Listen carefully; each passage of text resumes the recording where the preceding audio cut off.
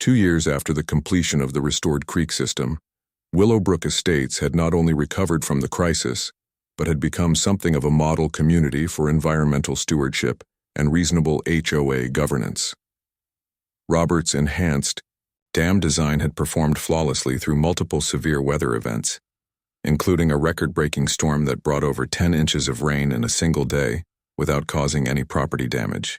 The lawsuit that several homeowners had filed against Bradley Morrison and the previous board members had been settled out of court the previous fall.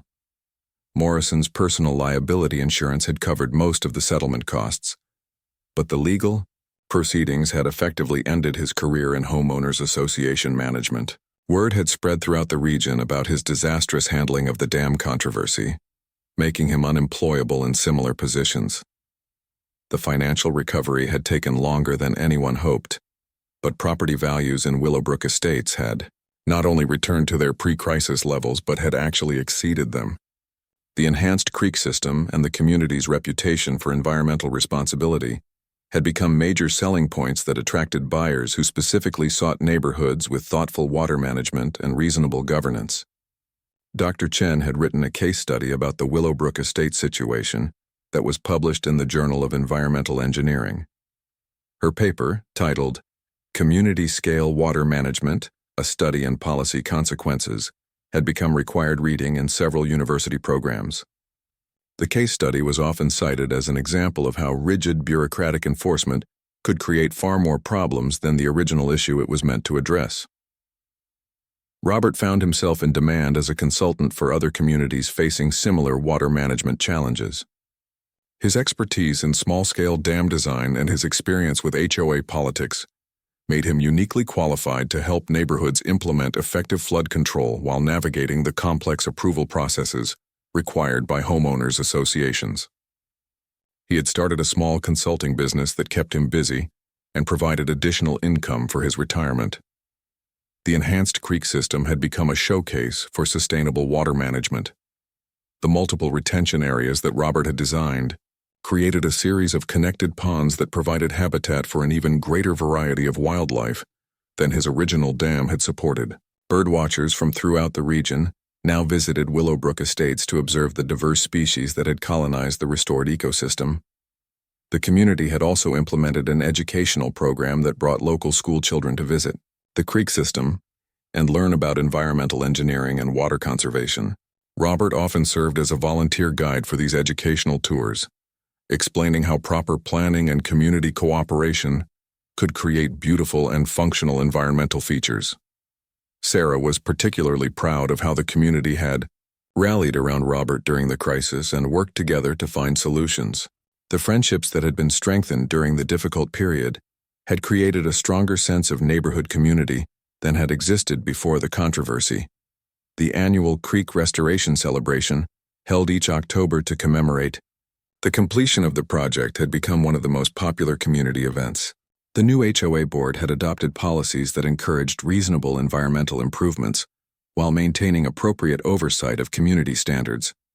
They had created an environmental review committee that included Robert and Dr. Chen, ensuring that future water management projects would be evaluated by people with actual expertise, rather than simply rejected based on rigid rule interpretation. Morrison's replacement as HOA president, Maria Santos, had been a vocal supporter of Robert's original dam project and had led the recall effort against Morrison.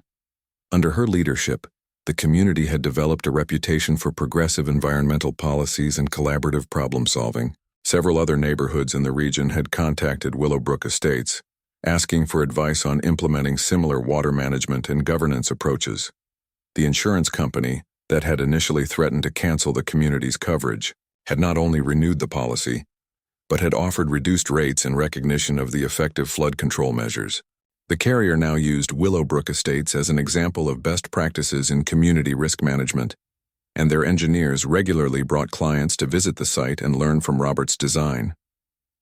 Real estate agents throughout the region now promoted Willowbrook Estates as a premium community with exceptional environmental features and reasonable HOA governance. The waiting list for homes in the neighborhood had grown substantially, and several residents who had planned to move during the crisis had decided to stay and enjoy the benefits of their improved community. The legal precedent established by the Morrison lawsuit had been cited in several other cases involving HOA overreach and environmental destruction. Legal scholars had written about the case as an example of how individual board members could be held personally accountable for decisions that caused significant community damage. The case had contributed to broader discussions about the need for HOA reform and more balanced approaches to community governance. Robert's story had been featured in several engineering publications and environmental magazines, making him something of a celebrity in sustainable water management circles. He had been invited to speak at conferences and workshops, sharing his experience with other communities facing similar challenges. His presentations always emphasized the importance of combining technical expertise with community engagement and reasonable governance. The creek system had become a living laboratory where environmental engineering students from nearby universities conducted research projects on small-scale water management. Robert had developed relationships with several academic programs, providing real-world experience for students while contributing to ongoing research and sustainable community development. 10 years after the original dam controversy, Willowbrook Estate stood as proof that communities could overcome serious challenges through cooperation, expertise, and reasonable leadership. The enhanced creek system continued to provide flood control, wildlife habitat, and aesthetic beauty, while serving as an educational resource for the broader region. Robert and Sarah often sat on their back deck in the evenings, watching the sunset, reflect off the restored pond system and listening to the sounds of the thriving wildlife community. The ducks had returned in greater numbers than before, joined by herons, kingfishers, and countless other species that depended on the healthy aquatic ecosystem that proper planning had created. The nightmare that Morrison had created through his rigid enforcement and poor judgment had ultimately led to something far better than what had existed before. The community had learned valuable lessons about governance, environmental stewardship, and the importance of working together to solve complex problems.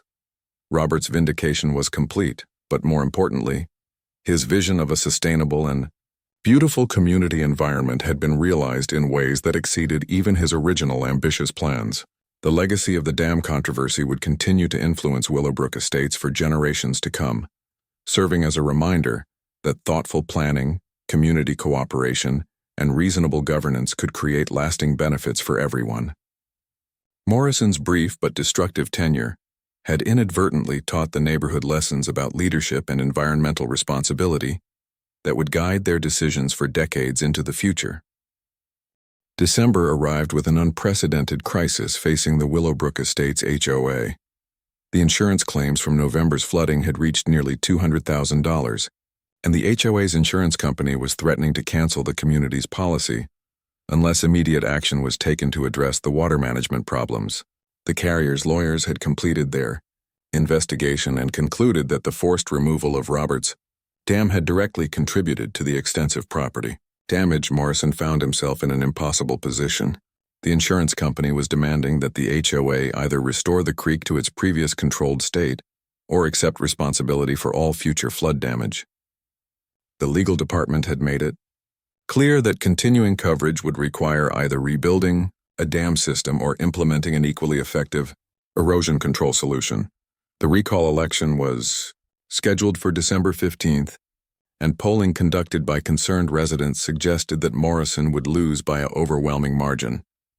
However, the damage to the community would continue regardless of who served as HOA president. The environmental destruction and property damage required immediate attention that couldn't wait for a change in leadership. Dr. Chen had been working with a team of environmental engineers to develop recommendations for restoring the creek system. Her report, which was distributed to all homeowners in early December, painted a sobering picture of the challenges facing the community. The erosion had progressed to the point where simply rebuilding Robert's original dam would not be sufficient to prevent future problems. The engineering assessment revealed that the creek bed had been so severely damaged that a comprehensive restoration project would be necessary. This would involve not only rebuilding the dam but also stabilizing the eroded banks, replanting vegetation, and implementing additional erosion control measures throughout the watershed. The estimated cost for this work ranged from $300,000 to $500,000. Robert was approached by several board members who asked him to provide engineering consultation for the restoration project. The irony was bitter. The same HOA that had forced him to destroy his carefully planned dam was now begging for his expertise to fix the problems their decision had created. Robert agreed to help not for Morrison's sake, but because he cared about his community and wanted to see the environmental damage repaired. Working with Dr. Chen and the environmental engineering team, Robert developed a comprehensive plan that would not only restore the creek to its previous condition, but actually improve upon his original design. The new system would include multiple small retention areas, enhanced wildlife habitat features, and improved flood control capabilities that could handle even the most severe weather events. The financial reality of the situation was stark. The HOA's reserve funds, which had totaled nearly $150,000 before the crisis, were rapidly being depleted by insurance deductibles, emergency cleanup costs, and engineering consultation fees. Even with insurance covering most of the property damage claims, the community was facing a special assessment that could reach several $1,000s per household. Morrison's support within the community had completely evaporated. Even the board members who had initially backed his strict enforcement approach were now distancing themselves from his leadership. The December board meeting, which was packed with angry residents, became a forum for cataloging the full extent of the crisis facing the community. Homeowner after homeowner stood up to describe the damage to their properties and express their frustration with Morrison's handling of the situation. Mrs. Johnson, who had always been diplomatic in neighborhood disputes, delivered a particularly scathing assessment of Morrison's judgment and leadership. Her flower garden, which had been her pride and joy for over 15 years, was now a muddy wasteland carved through by the uncontrolled creek flow. The financial impact extended far beyond the immediate property damage.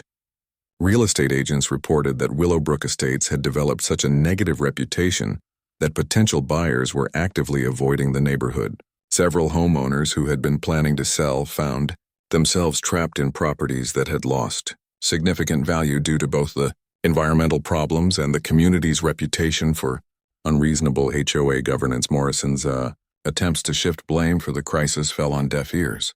He argued that the flooding was caused by unprecedented weather events rather than the dam removal.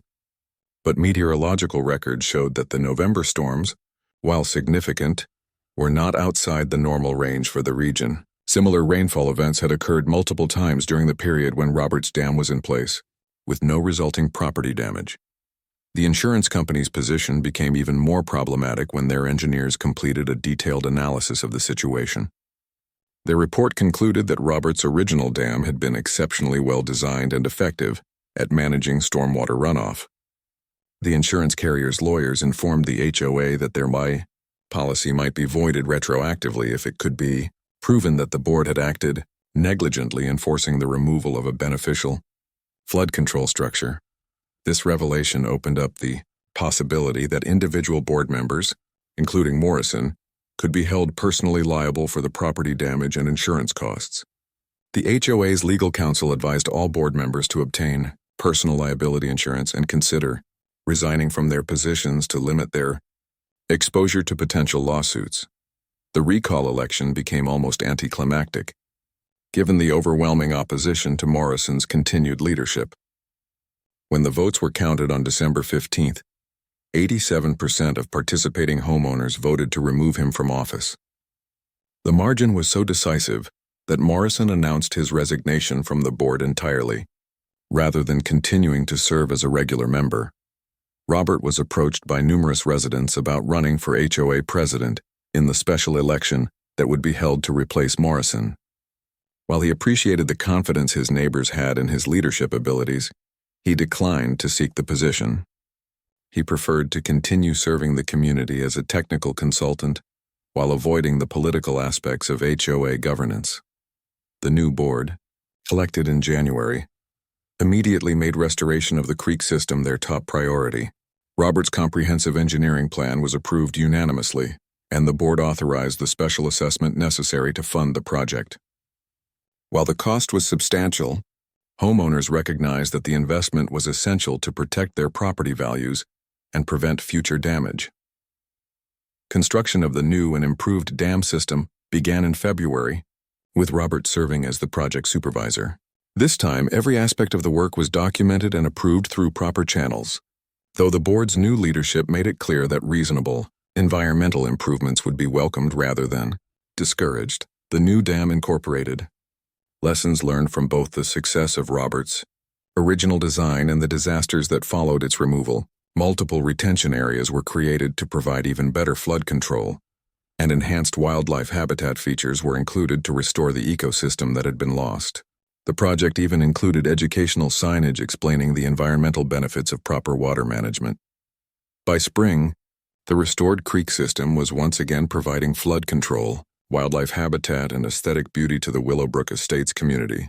Property values began to recover as the environmental problems were resolved, and the neighborhood's reputation for reasonable governance was restored. The ducks returned, along with other wildlife that had been displaced by the destruction of their habitat. Morrison's legacy in Willowbrook Estates became a cautionary tale about the dangers of rigid rule enforcement without consideration for common sense or community benefit. His brief tenure as HOA president had cost the community hundreds of thousands of dollars, destroyed valuable environmental resources, and damaged relationships that took years to repair. The neighborhood learned valuable lessons about the importance of balanced leadership and the need to consider long-term consequences before making irreversible decisions. November brought an unusually wet weather pattern to central Texas, with 3 significant storm systems rolling through the region in quick succession. Each rain event further demonstrated the consequences of removing Robert's carefully engineered dam. The creek, which had been a gentle, controlled waterway for 2 years, was now carving an increasingly destructive path through the neighborhood. The second major storm of the month delivered nearly 5 inches of rain over 2 days, creating flash flood conditions that the original dam would have easily managed. Instead, the torrential water flow carved a channel nearly 6 feet deep through what had once been the pond area, undermining the root systems of several large oak trees that had provided shade and beauty to multiple properties. Morrison received his first angry phone call from Mrs. Peterson on the Tuesday morning after the storm. Her backyard shed, which had stood safely for over a decade, was now teetering on the edge of the newly eroded creek bank. The structure, which housed her late husband's woodworking tools and garden equipment, would need to be relocated at considerable expense or risk falling into the water during the next heavy rain. But Mrs. Peterson's call was just the beginning of Morrison's problems. Throughout that week, he fielded complaints from 7 different homeowners whose properties had suffered erosion damage. The Johnsons reported that their patio was developing cracks as the ground underneath became saturated and unstable. The Chens discovered that their irrigation system had been damaged when the creek changed course and cut through the buried water lines. Dr. Elizabeth Chen, the retired environmental science professor, had been meticulously documenting the changes to the creek system since the dam's removal. Her photographs and measurements painted a clear picture of escalating environmental damage that was affecting the entire downstream area. She calculated that the neighborhood had lost over 40 cubic yards of topsoil in just 6 weeks, soil that was now polluting the larger watershed system. The wildlife that had flourished around Roberts Pond was completely gone. The ducks that had been a daily source of joy for residents had moved on to other areas, along with the herons, frogs, and other creatures that had called the small ecosystem home. The creek now ran muddy and fast, too turbulent and unstable to support the aquatic life that had previously thrived in the deeper, slower-moving pond. Morrison's initial response to the growing chorus of complaints was to maintain that the HOA was not responsible for natural erosion problems. He argued that the creek had simply returned to its original state and that any damage was due to natural weather patterns rather than the removal of Robert's unauthorized structure. This position quickly proved to be both legally questionable and politically disastrous. The homeowners who were experiencing property damage were not satisfied with Morrison's dismissive attitude. Several residents began consulting with their insurance companies and discovered that their policies might not cover erosion damage that could have been prevented by proper water management. The insurance adjusters who visited the properties were particularly interested in learning about the dam that had previously controlled water flow in the area. Robert found himself in the uncomfortable position of being asked to explain his engineering calculations to insurance investigators and property damage assessors. While he took no pleasure in the vindication, the evidence was overwhelming that his dam had been preventing exactly the type of damage that was now occurring throughout the neighborhood. The third major storm system of November brought the crisis to a head. This time, the rainfall totals exceeded 8 inches over a 36-hour period, creating flooding conditions that overwhelmed the creek's capacity. The water carved new channels through 2 additional properties, deposited debris across several lawns, and caused basement flooding in 3 homes that had never experienced water problems before. Mrs. Johnson's century-old oak tree, which had been undermined by the previous storms, finally succumbed to the saturated soil conditions and fell across the creek, creating a natural dam that actually made the flooding worse. The massive tree blocked the water flow, causing it to back up and spread across a much wider area. The irony was not lost on residents that a fallen tree was now doing what Robert's carefully engineered structure had done so much better. Emergency crews had to be called in to clear the fallen tree and restore water flow, at a cost of several $1,000s that would ultimately be charged to the HOA's emergency fund. The cleanup operation required heavy equipment that caused additional damage to the landscaping and common areas. Along the creek bank, Morrison convened an emergency board meeting on the Saturday, following the major flood event. For the first time since taking office, he seemed genuinely concerned about the mounting problems facing the community. The meeting was closed to residents, but word quickly leaked that the board had spent most of their time discussing potential liability issues related to the dam removal. The HOA's insurance company had begun asking pointed questions about the decision to force removal of a structure that had been preventing property damage. Insurance representatives wanted copies of all documentation related to the dam controversy, including engineering reports, environmental assessments, and records of community input. The insurance company's lawyers were particularly interested in whether the HOA had properly evaluated the potential consequences of their enforcement action. Several homeowners had already filed claims for erosion damage, and more were expected as residents discovered problems with their foundations, landscaping, and drainage systems. The total cost of the damage was still being calculated, but preliminary estimates suggested it could reach well into 6 figures.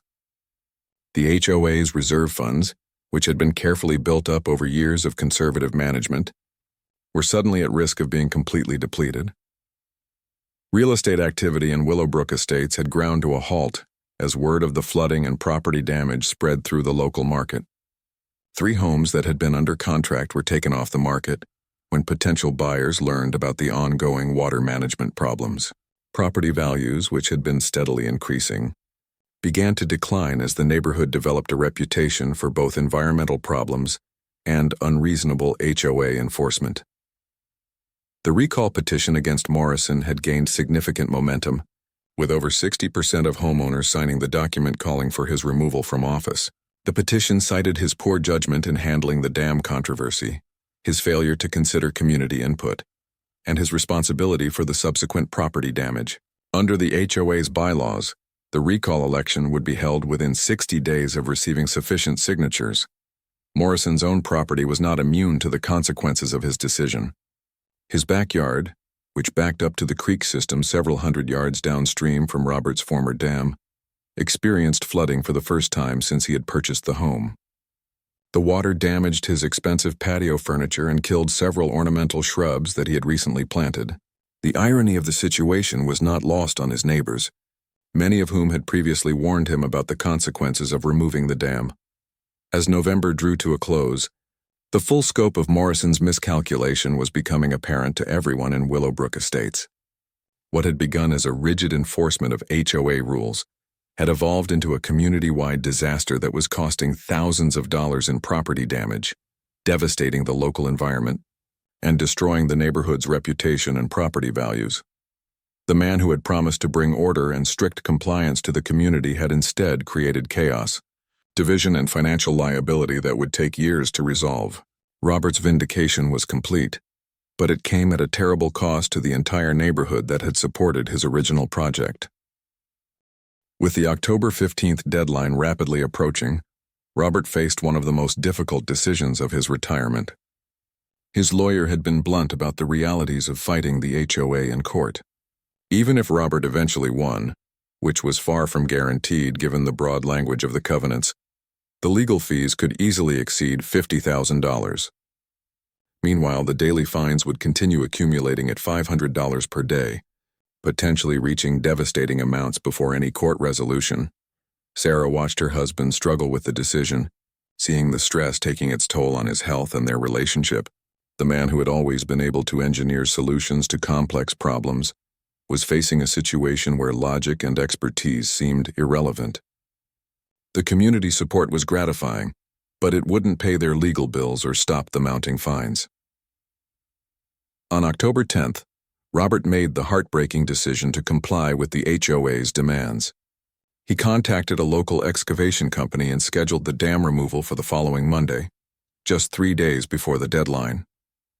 The contractor, Jim Hawkins, had actually helped Robert source some of the stones for the original construction and was as disappointed as anyone to see the project destroyed. The weekend before the demolition was emotional for the entire neighborhood. Robert and Sarah hosted an informal gathering at their home, inviting everyone who had supported their fight to see the dam one last time. Nearly 40 people showed up throughout the afternoon, many bringing their children and grandchildren to say goodbye to the ducks and frogs that had made the pond their home.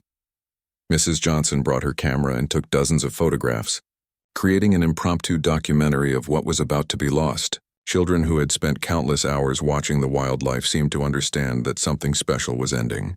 Even the ducks appeared to sense the change, staying close to the water's edge instead of venturing onto the bank as they usually did. Dr. Chen used the gathering as an opportunity to educate the community about the environmental impact of the dam's removal. She explained that the wildlife would likely disperse to other areas, and that the erosion problems would return with the next heavy rain. Her scientific assessment made the impending destruction seem even more senseless and wasteful. Monday morning arrived with cloudy skies and a forecast for rain later in the week. Robert had arranged to take vacation time from his part-time consulting job so he could supervise the demolition personally. He wanted to ensure that the stones were removed carefully and could potentially be used for other landscaping projects in the neighborhood. Jim Hawkins arrived at 8 o'clock with a small excavator and a dump truck. The contractor had volunteered to do the work at cost, refusing to profit from what he considered an act of neighborhood vandalism. Robert appreciated the gesture, but it did little to ease the pain of watching 2 years of careful work being systematically destroyed. The demolition took most of the day. Each stone had to be carefully lifted and loaded, and the earthen portions of the dam had to be excavated and hauled away. Robert saved some of the best stones for his own future landscaping projects, while several neighbors requested others for their gardens. At least the materials wouldn't go to complete waste. By 5 o'clock that evening, the dam was completely gone. The creek had returned to its original shallow channel, already beginning to carve new erosion patterns in the soft soil. The pond had drained away, leaving behind muddy banks dotted with stranded aquatic plants. The transformation was stark and depressing, like watching a thriving ecosystem being erased in a single day. Robert submitted the required documentation to the HOA that evening, including photographs proving that the dam had been completely removed and the area restored to its original condition. Morrison's response was a brief email acknowledging compliance with the violation notice. There was no appreciation for Robert's cooperation or recognition of what had been lost. The neighbors who had supported Robert's fight were angry and demoralized. Several residents decided to put their homes on the market, unwilling to live in a community governed by such rigid and unreasonable rules. Property values in Willowbrook Estates had been rising steadily, but the dam controversy had created a negative atmosphere that some homeowners found unbearable. Within a week of the dam's removal, the predicted consequences began to manifest. The first heavy rain of the season arrived on Thursday night, bringing 3 inches of precipitation in just 4 hours. Without the dam to slow the water flow, the creek became a rushing torrent that carved deep channels through Robert's backyard and undermined the banks along several neighboring properties. Mrs. Johnson called Robert on Friday morning, her voice shaky with emotion. The erosion had reached within 10 feet of her flower garden, destroying a stone retaining wall that her late husband had built 20 years earlier. Mr. Peterson reported similar damage, with several mature trees now leaning precariously over the eroded creek bank. The very problems that Robert's dam had been designed to prevent were already beginning to occur. Dr. Chen documented the environmental damage with photographs and measurements, creating a detailed report that she planned to present at the next HOA meeting. Her findings were sobering. In just one night, the creek had lost more soil than it had in the previous 2 years combined. The wildlife that had thrived around Robert's Pond was nowhere to be seen, and the water quality had deteriorated significantly due to increased sediment and runoff. But the environmental damage was only the beginning of Morrison's problems. Several residents who had been considering their own property improvement projects were now afraid to proceed without explicit HOA approval. The community spirit of cooperation and neighborly support had been replaced by suspicion and resentment toward the board's heavy-handed tactics. A group of concerned homeowners began organizing a recall campaign against Morrison, circulating petitions and holding informal meetings to discuss their options. The HOA's aggressive enforcement had created more controversy and division than Willowbrook Estates had experienced in its entire 15-year history. Property showings were being canceled as potential. Buyers learned about the neighborhood's reputation for unreasonable restrictions. Local real estate agents began advising their clients to consider other communities where HOAs took a more balanced approach to property management. The negative publicity was spreading beyond the neighborhood, with stories about the dam controversy appearing on social media and neighborhood forums throughout the region. Robert tried to take satisfaction in the growing opposition to Morrison's leadership, but he was still dealing with his own disappointment and frustration. The loss of his carefully engineered project felt like a professional failure, even though he knew that the real failure belonged to a system that prioritized rigid rule enforcement over common sense and community benefit. As October turned to November, the full consequences of the dam's removal were becoming increasingly apparent to everyone in Willowbrook Estates. The environmental damage was undeniable, the community spirit was fractured, and property values were beginning to stagnate due to the negative reputation. Morrison had won his battle against Robert's dam, but he was rapidly losing the war for the community's respect and support. Robert decided to take a diplomatic approach first. He requested a meeting with Bradley Morrison and the HOA board, hoping that a face-to-face discussion might resolve the situation without the need for expensive legal battles. He prepared a comprehensive presentation that included his engineering calculations, environmental impact studies, and photographs showing the positive effects the dam had on erosion control and wildlife habitat. The meeting was scheduled for the following Thursday evening in the community center conference room. Robert arrived early, setting up his laptop and organizing his materials with the same precision he had once applied to engineering projects. Sarah accompanied him for moral support, along with 3 of their immediate neighbors who had volunteered to speak on behalf of the dam project. Morrison entered the room exactly at 7 o'clock, flanked by 4 other board members whom Robert recognized but had never met personally. The HOA president was a tall, thin man with carefully styled hair and an expensive suit that seemed out of place for a neighborhood meeting. He carried himself with the confidence of someone accustomed to being in charge, and his initial greeting to Robert was polite but noticeably cool. Robert began his presentation with enthusiasm, explaining the engineering principles behind the dam and showing before and after photographs of the erosion control benefits. He had prepared charts showing rainfall data and water flow calculations that demonstrated how the dam actually improved drainage for the entire area during heavy storms. His neighbors spoke passionately about how much they enjoyed the wildlife habitat and how the pond had become a peaceful gathering place for the community. But as Robert continued his presentation, he could see that Morrison was not listening with an open mind. The HOA president sat with his arms crossed, occasionally checking his phone and making notes on a legal pad. When Robert finished and asked for questions, Morrison's response was swift and decisive. The covenants were clear, Morrison explained in a tone that suggested he was lecturing a child. Any modification to natural water flow required prior approval, and since Robert had built the dam without following proper procedures, it had to be removed regardless of its benefits.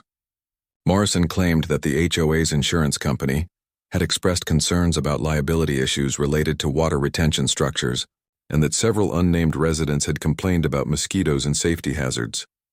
Robert asked to see documentation of these complaints and insurance concerns, but Morrison dismissed the request as irrelevant.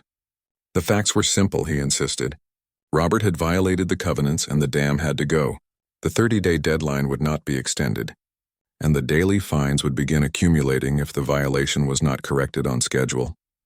Mrs. Johnson, who had lived in the neighborhood for over 15 years, stood up to speak in Robert's defense.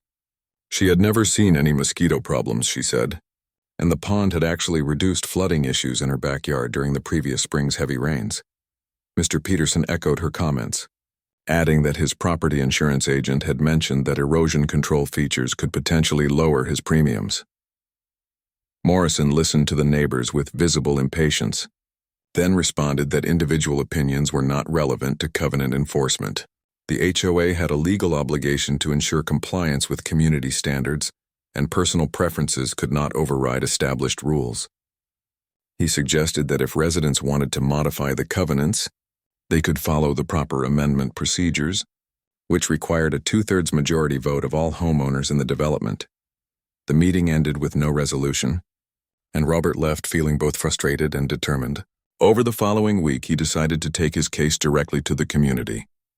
He prepared a detailed letter explaining the situation and delivered copies to every house in Willowbrook Estates. The letter included photographs of the dam, testimonials from his immediate neighbors, and technical explanations of the environmental benefits. The response from the community was overwhelmingly positive. Robert received dozens of phone calls and emails from neighbors expressing support for his project. Many residents had not even known about the dam controversy until they received his letter, and most were surprised to learn that the HOA was demanding its removal. Several homeowners mentioned that they had been considering similar erosion control projects on their own properties. A group of concerned residents decided to attend the next monthly HOA board meeting to express their support for Robert's dam. The meeting was held on the first Tuesday of October, and the small conference room was packed with more people than had attended an HOA meeting in years. Robert was encouraged to see so many familiar faces, including several longtime residents who carried significant influence in the community. Morrison seemed taken aback by the large turnout, but he maintained his authoritative demeanor as he called the meeting to order. When the time came for resident comments, neighbor after neighbor stood up to speak in favor of the dam project. They praised Robert's engineering expertise, described the environmental benefits they had observed, and questioned the wisdom of removing something that clearly benefited the entire community. One particularly compelling speaker was Dr. Elizabeth Chen, a retired university professor who lived on the other side of the development. She had a background in environmental science and had taken the time to research the ecological impact of small retention dams. Her presentation was thorough and scientific, explaining how Robert's dam was actually improving water quality in the creek and providing valuable habitat for native species. But Morrison remained unmoved by the community's support. He repeated his position that covenant violations could not be overlooked regardless of popular opinion, and that the HOA had a legal duty to enforce the rules consistently. He dismissed suggestions that the dam might qualify for retroactive approval, claiming that the Architectural Review Committee had strict guidelines that prohibited water retention structures. The tension in the room was palpable as Morrison announced that the board would not reconsider its position. Robert's dam had to be removed by the October 15th deadline, or the daily fines would begin accumulating. Several residents asked to see the specific covenant language that prohibited the dam, but Morrison said that legal interpretations were not subject to public debate. After the meeting, Robert found himself surrounded by supportive neighbors who were as frustrated as he was with Morrison's rigid stance.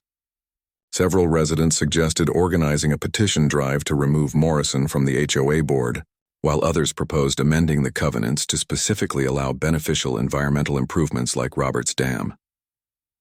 But Robert knew that both of these approaches would take months or years to accomplish, and he had less than 2 weeks before the fines would start accumulating. The reality of his situation was becoming increasingly clear.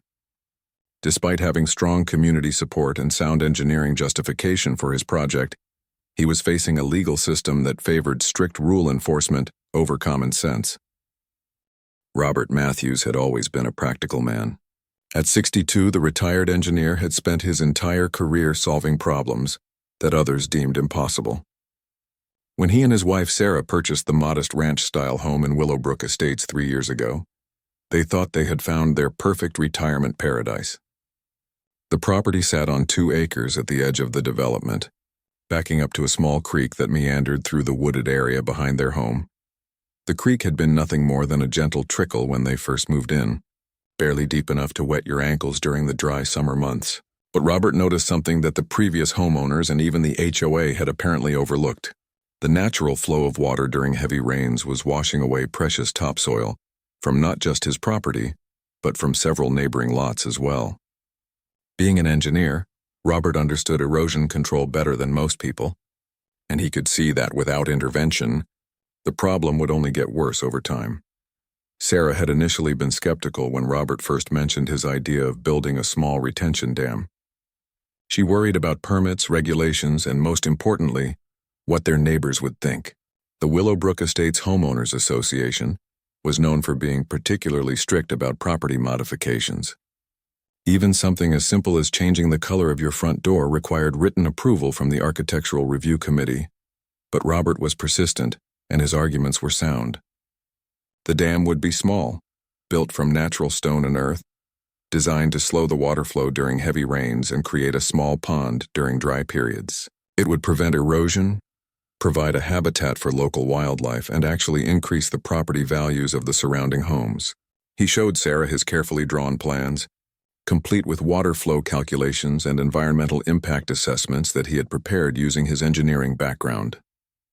The construction project took Robert nearly 6 months to complete, working mostly on weekends and in the early morning hours before the Texas heat became unbearable.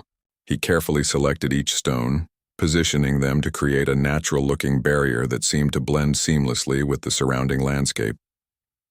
The dam was only about 4 feet high at its tallest point and maybe 30 feet across, but it was engineered to perfection. Sarah had to admit that the results were beautiful. The small pond that formed behind the dam quickly became a haven for local wildlife. Ducks began visiting regularly, and they even spotted a great blue heron fishing in the shallow waters one evening. The sound of water trickling over the stone spillway was soothing, and they found themselves spending their evening coffee time on the back deck, watching the sunset reflect off the water's surface. Their immediate neighbors, the Johnsons and the Petersons, were initially curious about the project but quickly became supportive once they saw the results. Mrs. Johnson mentioned that she no longer worried about the heavy rains washing away her flower beds, and Mr. Peterson appreciated that the standing water seemed to keep mosquitoes away from their evening barbecues. The small ecosystem that developed around the pond was fascinating to watch, and several neighbors began bringing their grandchildren over to see the ducks and frogs that had taken up residence. For nearly 2 years, life was peaceful in their little corner of Willowbrook Estates. Robert maintained the dam carefully, clearing debris after storms and monitoring water levels during the wet season. He even installed a small solar-powered aerator to keep the water healthy for the wildlife. The pond had become a neighborhood attraction, and several real estate agents had commented on how the water feature would likely increase property values for all the nearby homes. But paradise was not destined to last forever. The trouble began when Bradley Morrison was elected as the new president of the Willowbrook Estates HOA. Morrison was a 38-year-old attorney who had moved to the neighborhood just 18 months earlier. Unlike the previous HOA president, who had taken a fairly relaxed approach to community management, Morrison seemed determined to enforce every rule and regulation with military precision. Morrison's first few months in office were marked by a flurry of violation notices sent to homeowners for infractions that had been overlooked for years, mailboxes that were slightly the wrong shade of approved colors, garden borders that extended 6 inches beyond the approved setback lines, and basketball hoops that were visible from the street, all became targets of his aggressive enforcement campaign. It was on a Tuesday morning in late September when Robert found the certified letter in his mailbox. The official HOA letterhead and Morrison's signature were unmistakable. The letter was formal and threatening, demanding the immediate removal of what it termed an unauthorized water retention structure that had been built without proper HOA approval. The letter claimed that the dam violated multiple community covenants and posed potential liability issues for the association. Robert read the letter 3 times, his coffee growing cold as he tried to process what he was seeing. According to Morrison's interpretation of the HOA covenants, any modification to natural water flow required not only architectural review committee approval, but also unanimous consent from all homeowners within a quarter-mile radius. The letter gave Robert 30 days to completely remove the dam and restore the creek to its original condition, or face daily fines of $500 and potential legal action. Sarah found Robert sitting at the kitchen table, staring at the letter with a mixture of disbelief and anger. In all their years of marriage, she had rarely seen her husband so visibly upset. Robert prided himself on following rules and doing things the right way, but he genuinely believed that his dam project fell within the reasonable bounds of property improvement. He had researched the county regulations thoroughly, and even consulted with a local environmental engineer before beginning construction. The next few days were filled with frantic research and phone calls. Robert contacted the county planning department, spoke with environmental consultants, and even hired a lawyer to review the HOA covenants. What he discovered was both encouraging and frustrating. From a county and state perspective, his small dam was perfectly legal and actually beneficial for erosion control. However, the HOA covenants were written in such broad language that Morrison could potentially interpret them to prohibit almost any property modification. The legal consultation was particularly disheartening. While Robert might eventually win a court battle against the HOA, the process could take years and cost tens of thousands of dollars. Meanwhile, the daily fines would continue to accumulate, potentially reaching enormous sums that could force them to sell their home or face foreclosure.